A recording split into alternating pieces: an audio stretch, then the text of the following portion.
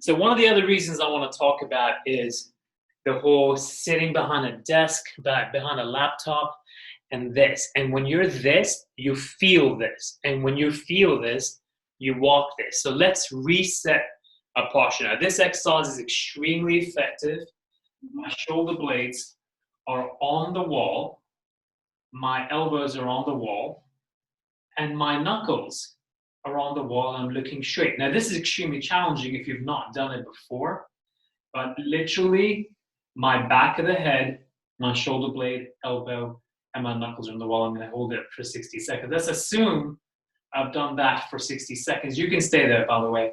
Let's assume I've done that for 60 seconds because I've done this about 3 or 4 times already this morning. But assuming that, let's walk out. And how am I standing? Chest up, shoulders down, belly button engaged. Boom, then go back down.